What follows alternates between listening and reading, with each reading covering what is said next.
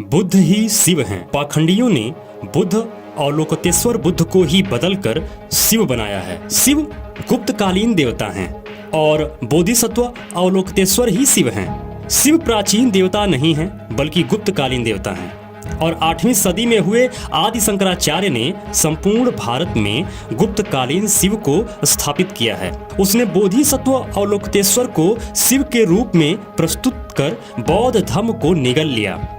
इसलिए शंकराचार्य को प्रच्छन्न बौद्ध कहते हैं। तथागत बुद्ध ही पशुपतिनाथ शिव हैं। काठमांडू में बुद्ध की मूर्ति को बकायदा पशुपतिनाथ शिव कहा जाता है।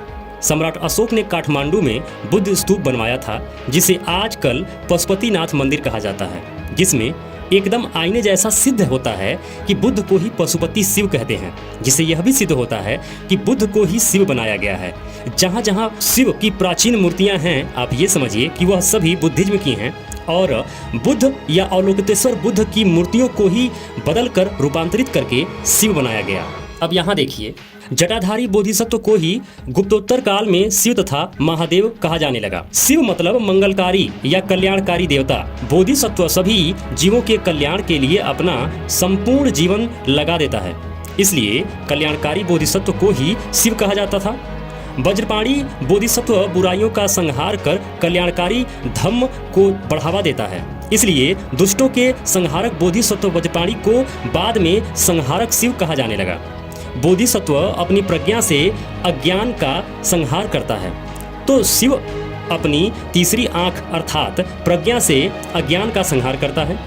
इस तरह शिव, शंकर, महादेव वास्तव में बौद्ध धर्म के बोधिसत्व हैं। बुद्ध को इन्होंने बना दिया बुद्धू, धम्म को धर्म, मठ को मंदिर, अवलोकितेश्वर बुद्ध को शिव बना दिया। बुद्ध मूर्तियाँ शिव, कृष्ण, अन्य देवी देवता बना दिया। धम्म लिपि को ब्राह्मी लिपि बना दिया। धम्म चक्र को कृष्ण चक्र बना दिया। कनिष्क को कृष्ण बना दिया। एलिफेंट बुद्धा को गणेश बना दिया। महामाया को लक्ष्मी बना दिया। डाकिनी देवी, बौद्धिस्ट डाकिनी देवी को काली माता बना दिया।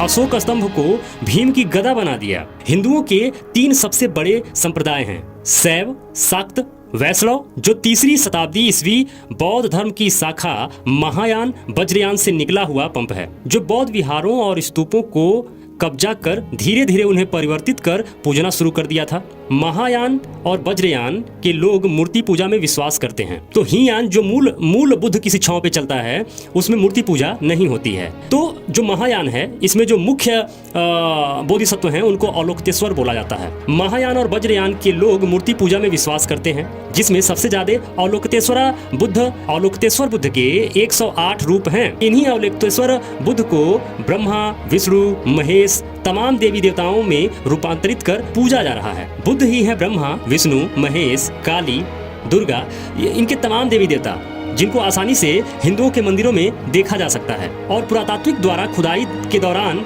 भी जो मूर्तियां मिली हैं, यह भगवान बुद्ध की या तो होती हैं या फिर अवलोकितेश्वर बुद्ध की होती हैं। तो हर बात का निष्कर्ष यही निकल के आ रहा है कि जब 7वीं और 8वीं शताब्दी से पहले इनके कोई देवी देवता का प्रमाण नहीं है, ना ही कोई देवी थे, ना ही कोई देवता थे और ना ही इससे पहले की कोई मूर्ति है।